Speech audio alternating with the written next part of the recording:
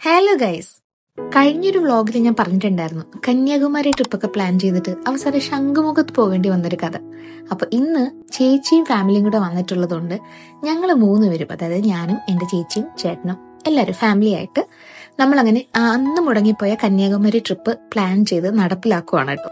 അപ്പോൾ നമ്മുടെ യാത്രയുടെ ഒരു സെക്കൻഡ് പാർട്ടാണ് ഞാൻ ഈ വീഡിയോയിൽ ഇപ്പൊ കാണിക്കുന്നത്. അതായത് നമ്മളൊരു ഹോട്ടലിൽ ചെക്ക് ഇൻ ചെയ്തു, അവിടുത്തെ സ്റ്റേയും കാര്യങ്ങളൊക്കെ ഞാൻ ഈ വീഡിയോയുടെ അവസാനമാണ് കൊടുത്തിരിക്കുന്നത്. ഇതിപ്പോ കന്യാകുമാരിയിൽ നമുക്ക് കാണേണ്ട കാഴ്ചകളൊക്കെയാണ് ഇപ്പൊ കാണുന്നത്. കന്യാകുമാരിയിലെ മെയിൻ ടൂറിസ്റ്റ് അട്രാക്ഷൻസ് ആയ വിവേകാനന്ദ പാറയും തിരുവള്ളുവർ സ്റ്റാച്യുവും പിന്നെ ഗ്ലാസ് ബ്രിഡ്ജും ഒക്കെ കാണാനായിട്ടാണ് നമ്മളിപ്പോൾ നടന്നു നീങ്ങുന്നത്. അതിനായിട്ടുള്ള ടിക്കറ്റ് റേറ്റ് വരുന്നത് നോർമൽ ടിക്കറ്റ് 75 രൂപയാണ്. പക്ഷെ ആ ഒരു ടിക്കറ്റിന്റെ ക്യൂ എന്ന് പറഞ്ഞാൽ ഭയങ്കര നീണ്ട ക്യൂ ആയിരുന്നു.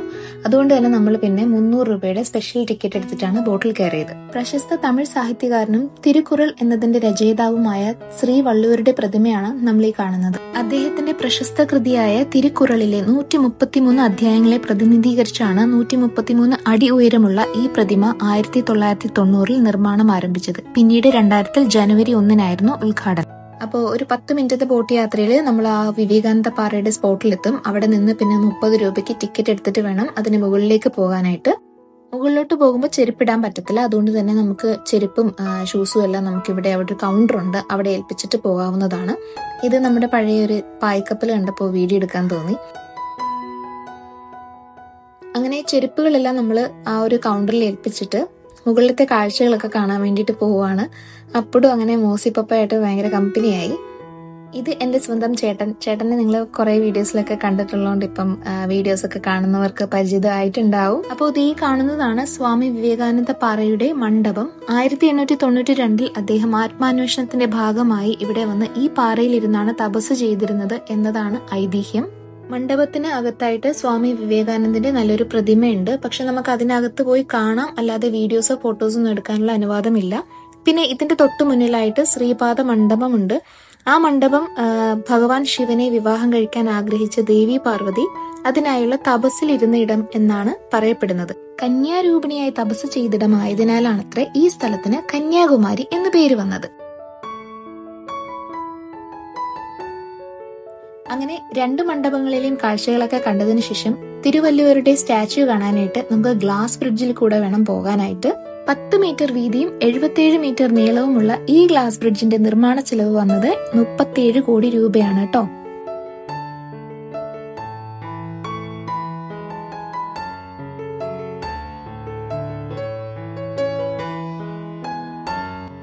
വിവേകാനന്ദ പാറയുടെ മണ്ഡപവും തിരുവല്ലുവർ സ്റ്റാച്യുവും തമ്മിൽ കണക്ട് ചെയ്യുന്ന ഈ ഗ്ലാസ് ബ്രിഡ്ജ് ഇന്ത്യയിലെ തന്നെ ആദ്യത്തെ ഗ്ലാസ് സീ ബ്രിഡ്ജ് ആണ് കേട്ടോ.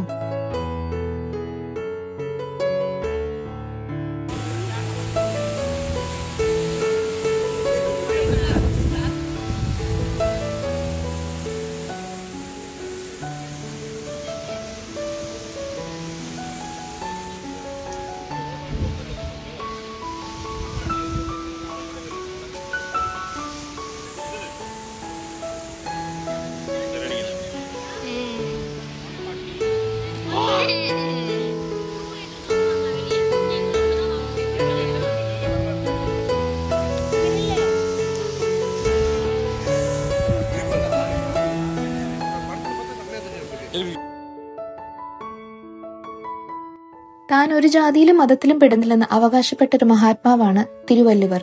അതുകൊണ്ട് തന്നെ അദ്ദേഹത്തിന്റെ കൃതിയായ തിരുക്കുറലിന് ലോകമെമ്പാടും മഹത്വം ലഭിച്ചിട്ടുണ്ട്. അങ്ങനെ അവിടെ എത്തി ഇനി നമുക്ക് സ്റ്റെപ്സ് ഒക്കെ കയറി വേണം മുകളിലത്തെ കാഴ്ചകൾ കാണാൻ വേണ്ടിയിട്ട് പോകാൻ.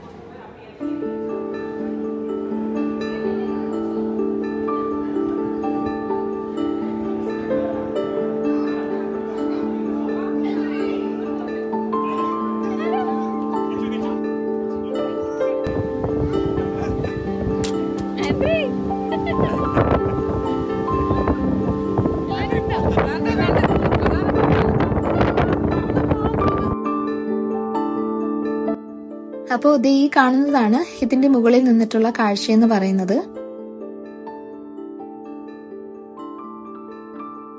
ഈ ഈ ഒരു യാത്ര അല്ലെങ്കിൽ ഗെറ്റ് ടുഗദർ ഭയങ്കര സ്പെഷ്യലാണ്. കാരണം ഒരുപാട് നാളുകൾക്ക് ശേഷമാണ് ഞങ്ങൾ 3 പേരും, ചേച്ചിയും ചേട്ടനും ഞാനും ഞങ്ങളുടെ ഫാമിലിയും കൂടെ ഒത്തുചേരുന്നത്. മിക്കപ്പോഴും ഞാനും ചേച്ചിയും ഫാമിലിയും അല്ലെങ്കിൽ ഞാനും ചേട്ടനും ഫാമിലിയും ആയിട്ടായിരിക്കും പോകുന്നത്.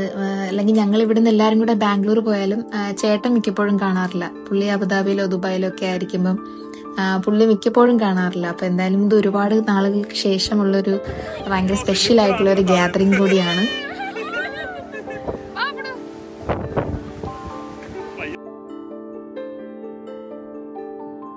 അപ്പടിന് ചെറിയൊരു പേടിയുണ്ട്, നടക്കണമെന്നുണ്ട്. പക്ഷെ താഴോട്ട് നോക്കുമ്പോൾ അവന് നല്ല പേടിയും വരുന്നുണ്ട്.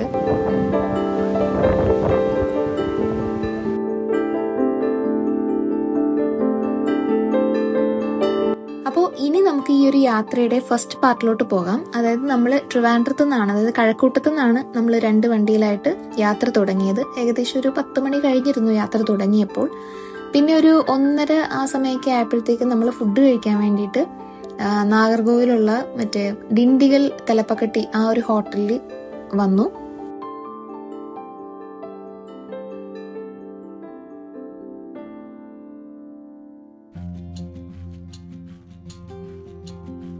ഇവിടുത്തെ ഫുഡ് ഒരു രക്ഷയില്ലായിരുന്നു കേട്ടോ. ഭയങ്കരമായ ടേസ്റ്റ് ആയിരുന്നു. ബിരിയാണിയൊക്കെ പൊളി ബിരിയാണി, പിന്നെ നമ്മൾ ചിക്കൻ ഫ്രൈ, പൊറോട്ട, എന്തൊക്കെ സാധനങ്ങൾ ഓർഡർ ചെയ്തോ എല്ലാത്തിനും നല്ല കിടുക്കാച്ചി ടേസ്റ്റ് ആയിരുന്നു.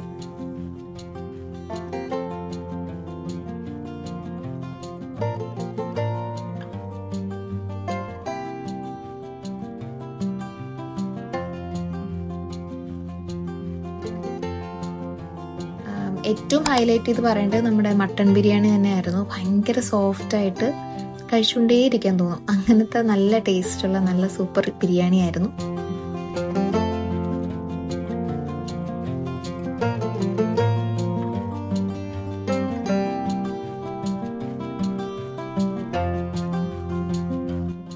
അപ്പൂസ് അങ്ങനെ ജ്യൂസൊക്കെ കുടിക്കുവാണ്. വാട്ടർമെലൺ തണുപ്പില്ലാണ്ട് അവന് വാങ്ങിക്കൊടുത്തേക്കാണ്. അപ്പം അതിനകത്തുള്ള കസരത്ത് നടത്തുവാണ് ആശാൻ.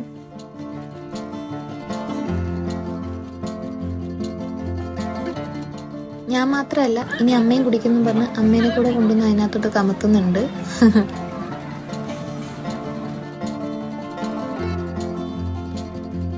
അങ്ങനെ ഹെവി ബിരിയാണിയും ഡെസേർട്ടും ജ്യൂസും ഒക്കെ കഴിഞ്ഞിട്ട് അപ്പൂസ് ഇങ്ങനെ ഒരു ബോഡി മസാജിന് വേണ്ടി കിടന്നു കൊടുക്കുവാണ്. ഇല്ല, കൊമ്പനാനയൊക്കെ തളയ്ക്കുന്ന കണക്കാണ്. ചേട്ടനിടയ്ക്ക് ഇവനെ പിടിച്ച് ഇങ്ങനെ ഒന്ന് ചെയ്യുമ്പോഴത്തേക്കും അവിടെ അനങ്ങാതെ ഇങ്ങനെ സുഖം പിടിച്ച് കിടന്നോളൂ.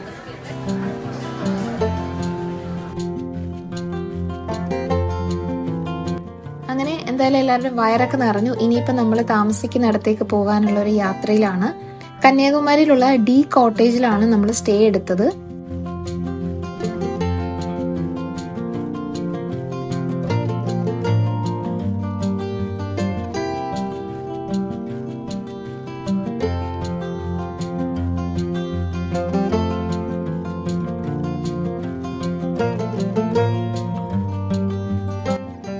ഈ കാണുന്ന ഡി കോട്ടേജിലാണ് നമ്മുടെ സ്റ്റേ വരുന്നത്.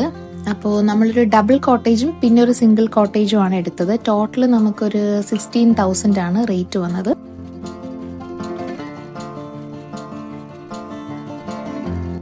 കഴക്കൂട്ടത്തുനിന്ന് വണ്ടി കയറി പിള്ളേരല്ല ഇവിടം വരെ വന്നത് തന്നെ ഈ പൂളിലോട്ട് ചാടാൻ വേണ്ടിയിട്ടാണ്. അപ്പോൾ വന്ന പാടെ ഇങ്ങനെ തയ്യാറെടുത്ത് നിൽക്കുവാണ് അതിലോട്ട് പോകാനായിട്ട്. ഈ കാണുന്ന റെഡ് ചുരിദാറാണ് എൻ്റെ ചേച്ചി. ചേച്ചിയുടെ പേര് ജോസ്ന.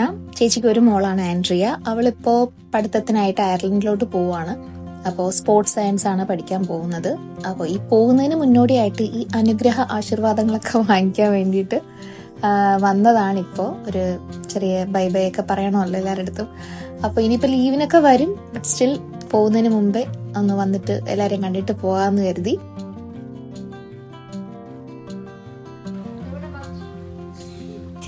അപ്പോൾ ഇതാണ് എൻ്റെ ഒരേ ഒരു നാത്തൂൻസ്. ഒഫ്താൽമോളജിസ്റ്റ് ആണ്. അപ്പോൾ നിങ്ങൾക്ക് കണ്ണ് റിലേറ്റ് ചെയ്തിട്ടുള്ള എന്തെങ്കിലും ഡൗട്ട്സ് ഉണ്ടെങ്കിൽ കമന്റിൽ ചോദിക്കാൻ. നമുക്ക് ഒരു ഡോക്ടറോട് ചോദിക്കാമെന്നുള്ളൊരു എപ്പിസോഡ് തന്നെ നടത്തി കളയാം.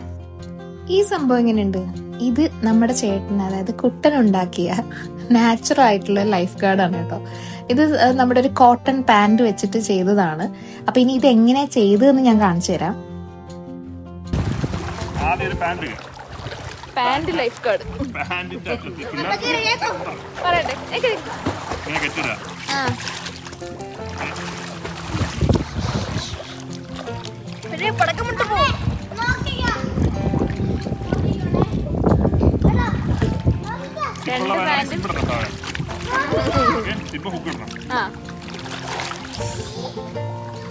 നനച്ചെടുത്തിട്ട് കെട്ടായിട്ട്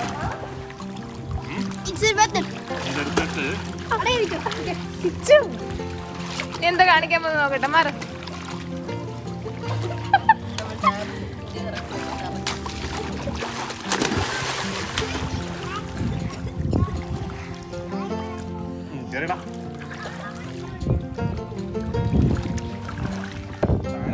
അങ്ങനെ നടന്നോ?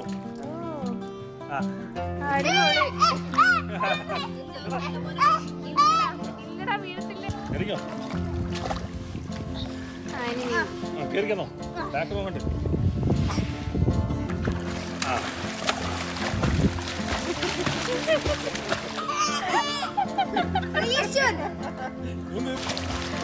ടൈറ്റിലൊക്കെ കൊടുക്കാം.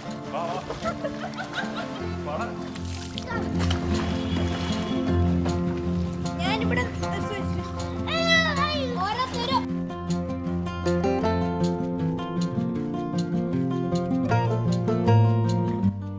അങ്ങനെ എൻ്റെ ഡാർലിംഗ് ഹസ്ബൻഡും കൂടെ പൂളിൽ ഇറങ്ങിയപ്പോൾ കംപ്ലീറ്റ് ആയി. ചേച്ചി മാത്രമേ ഉള്ളൂ കേട്ടോ പൂളിൽ ഇറങ്ങാത്ത, ബാക്കി ഞങ്ങളെല്ലാവരും ഇറങ്ങിയിട്ടുണ്ട്. ഞങ്ങളെല്ലാവരും ഒന്ന് സ്വസ്ഥമായിട്ട് നീന്തി കളിച്ചോട്ടെ എന്ന് കരുതിയിട്ട് ചേച്ചി അപ്പുടുവിന്റെ കെയർ ടേക്കറായിട്ട് നടക്കുവാണ്.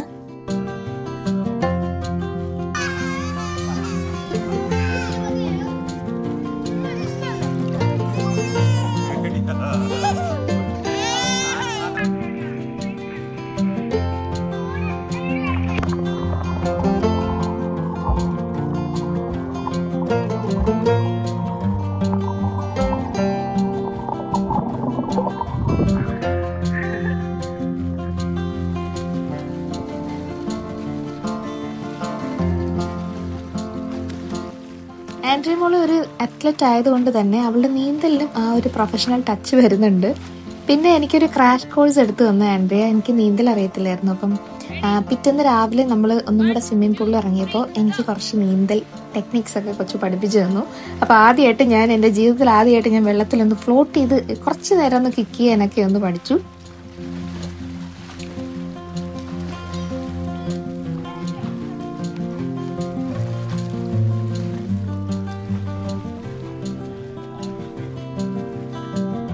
അപ്പോൾ ഇതാണ് ആൻഡ്രി എന്നെ നീന്തൽ പഠിപ്പിക്കാൻ ശ്രമിച്ചു എന്ന് ഞാൻ പറഞ്ഞത്.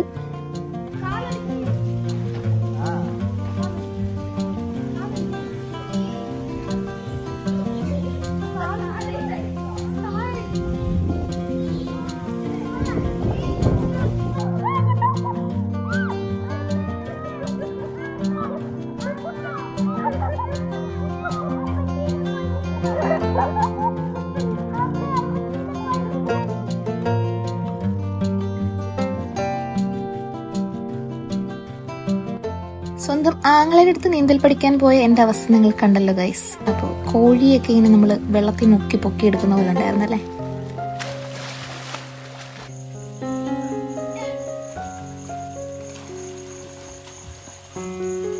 അങ്ങനെ എന്തായാലും ഒരു 3-4 മണിക്കൂർ വെള്ളത്തിനുള്ളിലെ കലാപരിപാടികളൊക്കെ കഴിഞ്ഞ് നമ്മൾ ഡിന്നർ കഴിക്കാൻ പോയി.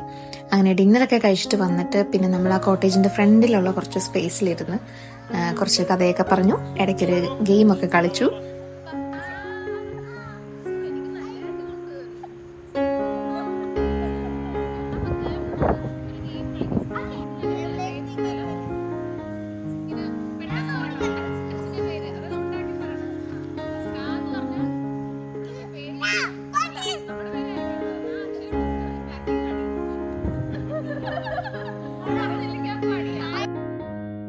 അങ്ങനെ അന്നത്തെ രാത്രിത്തെ ഉറക്കമൊക്കെ കഴിഞ്ഞു. പിറ്റേന്ന് രാവിലെ ആയി. രാവിലത്തെ സൂര്യോദയം കാണണം എന്നൊക്കെ പറഞ്ഞിട്ടാണ് എല്ലാവരും, ഞാനും ചേച്ചിയും നാത്തൂൻസും പ്ലാൻ ചെയ്ത് കിടന്നത്. അപ്പം ഞാൻ ഒരു 5:45 ആയപ്പോൾ എണീറ്റു. പക്ഷെ അപ്പോഴത്തേക്കും നാത്തൂൻസ് വരുന്നില്ലെന്ന് പറഞ്ഞു. പിന്നെ ചേച്ചിയെ വിളിച്ച് ഓൾറെഡി സൺ റൈസ് ആയി കഴിഞ്ഞിട്ടാണ് ഇവിടുന്ന് സൺറൈസ് കാണാൻ വേണ്ടി പോയത്. അങ്ങനെയല്ല, എന്തായാലും എണീറ്റതല്ലേ, അപ്പം നമുക്ക് ജസ്റ്റ് ഒരു റൗണ്ട് അടിച്ചിട്ട് വരാമെന്ന് പറഞ്ഞ് ഞാനും ചേച്ചിയും കൂടെ അവിടെ ആ ബീച്ചിനടുത്തൊക്കെ ഒന്ന് പോയി കുറച്ചു നേരം നിന്നു. പിന്നെ ഒരു കോഫിയൊക്കെ കുടിച്ചിട്ട് തിരിച്ചു മടങ്ങി. അപ്പോൾ ഇതൊക്കെയാണ് കന്യാകുമാരി ട്രിപ്പിന്റെ കാഴ്ചകളും വിശേഷങ്ങളും ഒക്കെ. എല്ലാവർക്കും ഈ ഒരു വ്ലോഗ് ഇഷ്ടമായെന്ന് ഞാൻ കരുതുന്നു. ഇഷ്ടമായെങ്കിൽ നിങ്ങളുടെ വിലയേറിയ അഭിപ്രായങ്ങളും നിർദ്ദേശങ്ങളും കമന്റ് ആയിട്ട് അറിയിക്കുക. അപ്പോൾ അടുത്തൊരു വീഡിയോ ആയിട്ട് വ്ലോഗായിട്ട് നമുക്ക് വീണ്ടും കാണാം. അതുവരയ്ക്കും എല്ലാവർക്കും ബൈ ബൈ.